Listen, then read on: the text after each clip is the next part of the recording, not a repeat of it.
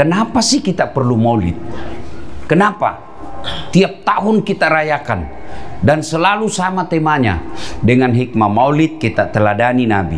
Dari Sabang sampai Merauke saya ceramah maulid, sampai kemana-mana sama temanya, meneladani Nabi. Iya toh? Kenapa? Kita mau teladani Nabi. Adik-adik, saya tanya ini, ya masih muda-muda, siapa anak pertamanya Nabi? Ayo. Tidak ada yang tahu. Siapa namanya anaknya ya? Jokowi? Siapa? Nah, padahal ibu-ibu berapa anaknya Nabi?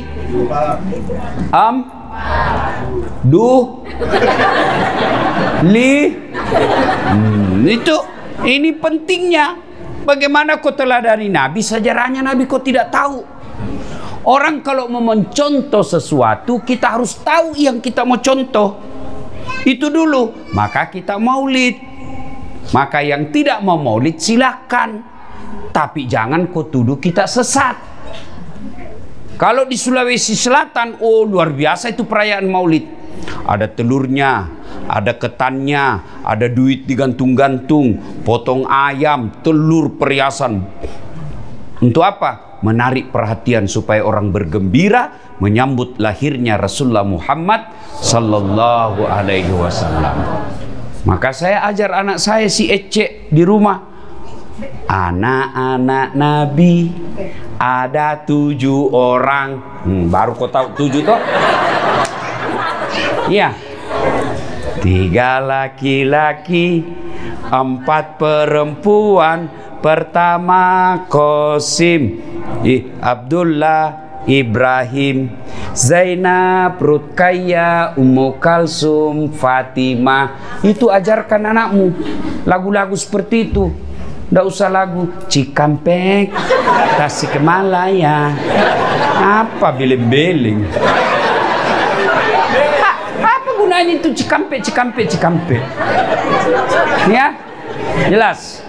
Nah, karena waktu yang terbatas, kita tidak bisa cerita secara detail sejarah kehidupan Nabi.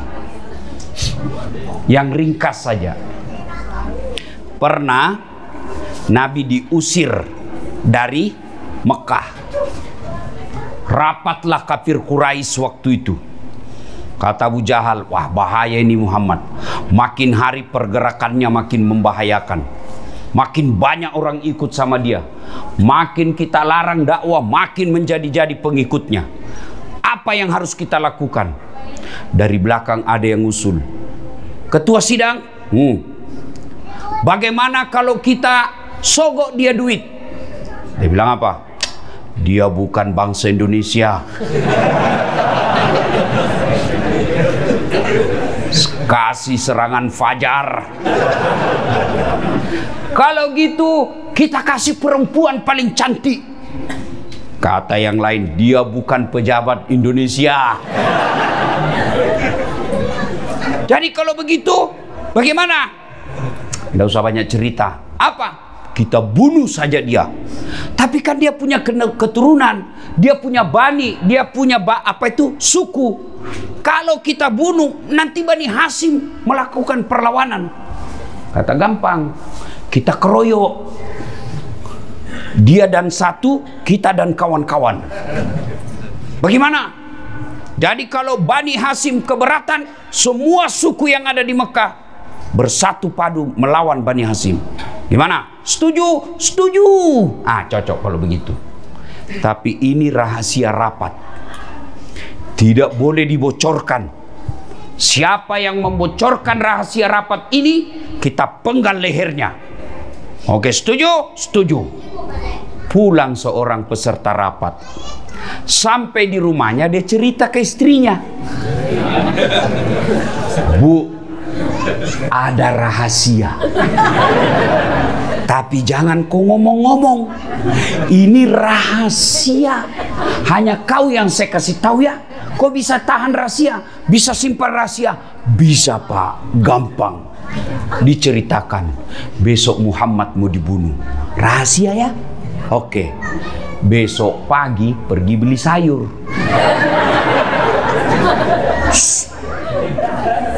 rahasia. Jangan ngomong-ngomong.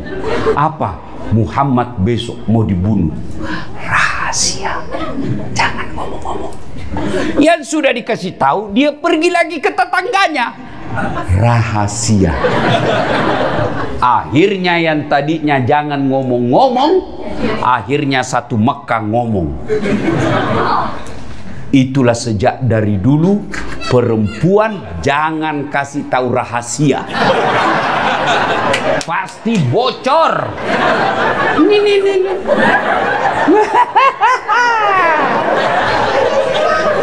Ustadznya aja digosip. Itu tadi ada saya dengar, itu juga bajunya yang sute-jutewo. Udah, ya toh? Kumpul begini, 1 jam pengajian, 1,5 jam gosip. Pulang dia tidak langsung pulang itu. Nanti cerita. Siapa yang dicerita? Yang duluan pulang. Maka sebaiknya supaya ibu tidak dicerita temanmu, sama-sama kau pulang.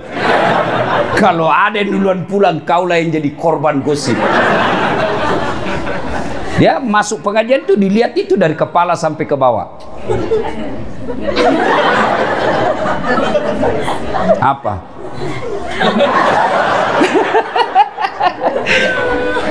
Hikmah pertama, tinggalkan gosip. Masa jauh-jauh tinggalkan di Indonesia ke Osaka hanya jadi tukang gosip. Hei, ayuhibbu ahadukum, sukakah kamu memakan bangkai sesamamu manusia? Orang yang suka gosip, meskipun rajin pengajian, rajin tadarrus, rajin belajar agama, tapi kalau dia tidak bisa hindari mulut gosipnya, habis amalmu nanti. Siapa yang ngambil? Yang kamu cerita kejelekannya. Maka berhenti go. Nah, memang tukang gosip. Saya mau bilang go internasional, tapi dia sambung ship. Memang kau tukang gosip. Ya, hei, kalau kau lihat kekurangan temanmu, lebih baik kau ucapkan na'udzubillahi min zalik. Kita berlindung kepada Allah dari keburukan itu. Poin pertama, berhenti. Berhenti gosip. 1. Nah, kemudian ternyata Nabi juga tahu. Dari mana Nabi tahu? Mata-matanya Allah, intelnya Allah. Siapa? Jibril. Dikepunglah rumahnya Nabi. Yang mengepungnya Algojo tukang pukul preman-premannya kafir Quraisy kelas 1-nya. Kepung rumahnya Nabi. Riwayat mengatakan kucing pun lewat pasti kelihatan.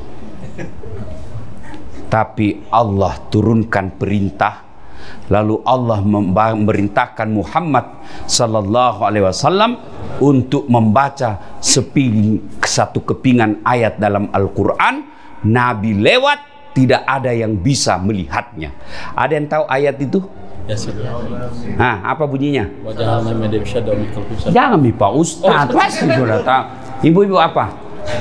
Waja'alna min baini saddang wa min halfihim fa'agsaynahum fahum. Nabi lewat, tidak ada yang bisa melihatnya. Inilah yang dia baca mahasiswa saya ketika ada razia polisi lalu lintas. Ada polisi. Waja'alna min baini aydihim wa min halfihim fa'agsaynahum fahum. Lewat, ditilang. Dia datang sama saya, kau pembohong Ustaz. Maksudmu apa? Saya baca itu ayat, saya ditilang.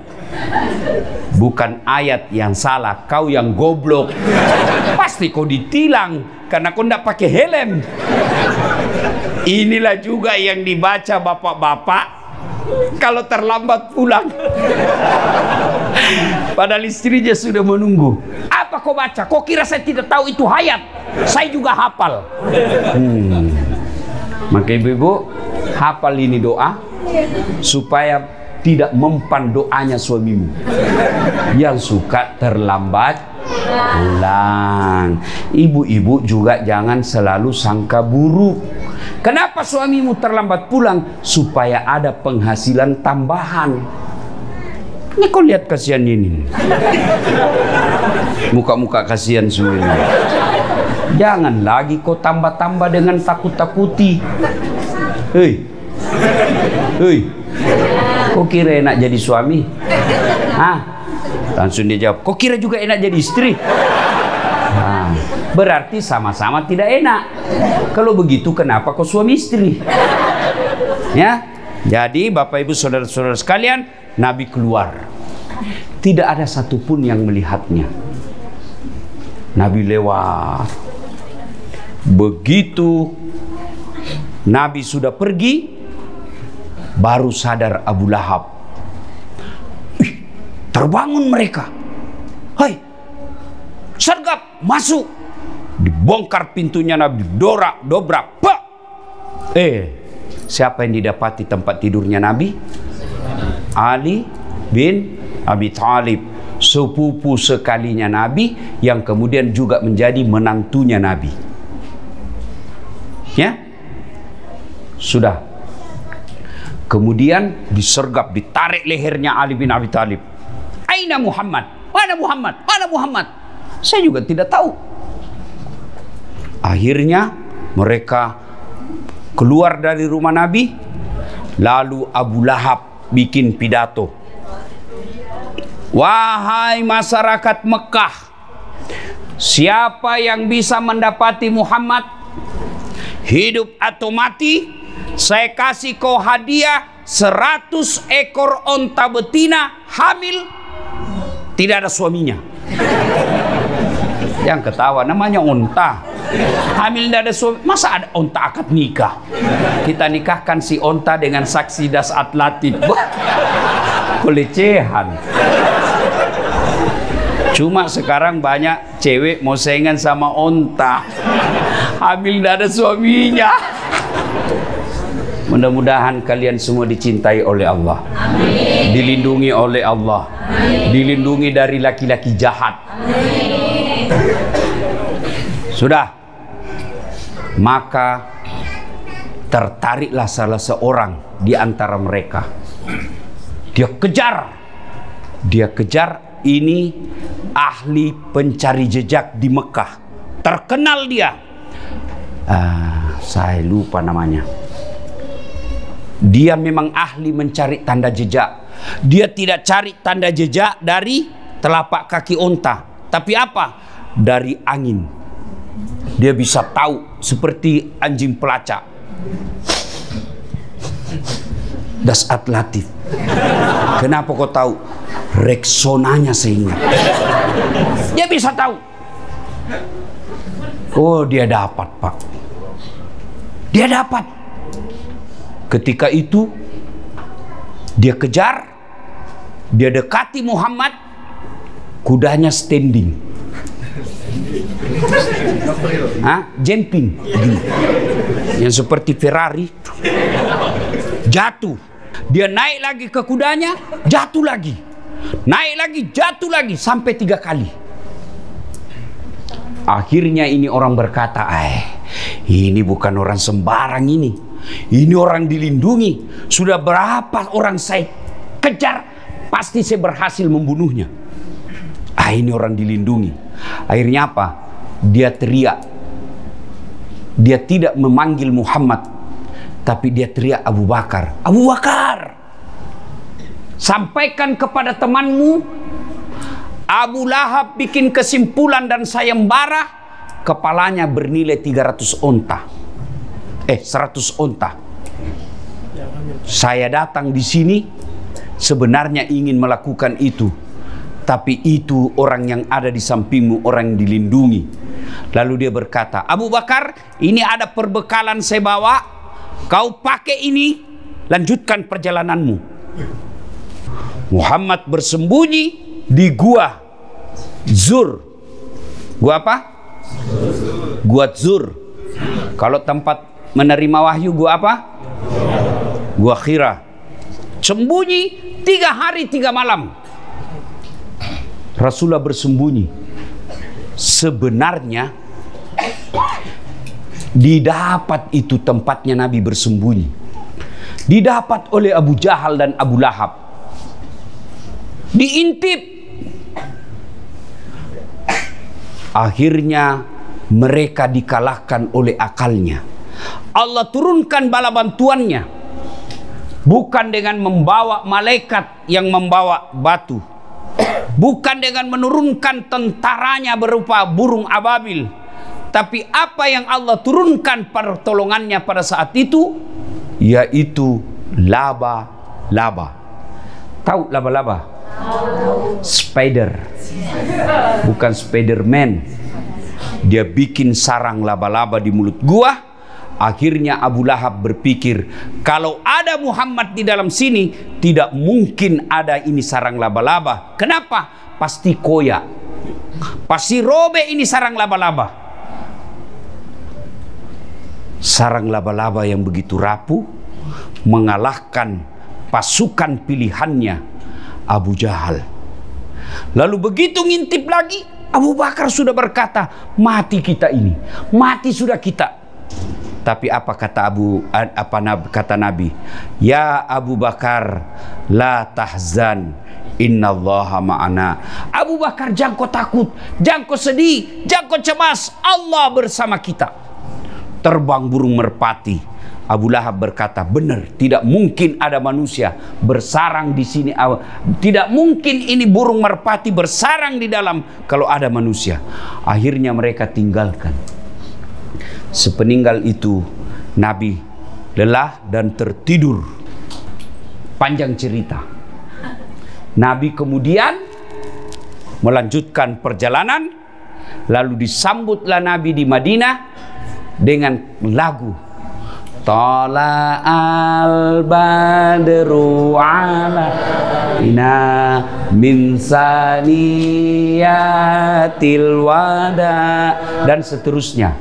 Inilah yang menjadi dalil kenapa ada ulama yang membolehkan lagu atau nyanyian. Tergantung jenis lagunya. Kalau lagunya berupa dakwah, boleh. Suamimu pulang kecapean, lalu dia duduk di kursi, kau usap-usap, kau peluk, lalu kau menyanyi. Bila kan di sisiku hati rasa syahdu. Boleh, halal. Nah, capek, suamimu marah-marah, kamarmu berantakan, kau buka bajumu, lalu kepeluk lagi sambil menyanyi. Insaplah, wah. Boleh, ya. Tapi lagu-lagu alamat palsu ini jangan, haram. Pikiranku tak dapat ku mengerti, kaki di kepala, kepala di kaki, pantas kodongo. Kepalamu kau simpan di kakimu, kakimu di kepala. Anda jangan, ndak usah nyanyi seperti itu, ya. Hei. Nah, apa hikmah dari kisah itu? Abu Bakar Siddiq begitu cintanya kepada Rasulullah sehingga Allah memberikan hadiah kepada Abu Bakar Siddiq. Disebut namanya dalam Quran, meskipun tidak disebut secara tertulis Abu Bakar Siddiq, tetapi disebutkan lelaki yang bersamanya. Dialah Abu Bakar Siddiq. Apalagi penghormatan Allah kepada Abu Bakar Siddiq, Nabi kemudian bersabda, ada 10 sahabat Nabi yang pasti dijamin masuk surga. Satu di antaranya adalah Abu Bakar Siddiq. Kenapa? Karena cintanya kepada Rasulullah Muhammad sallallahu alaihi wasallam.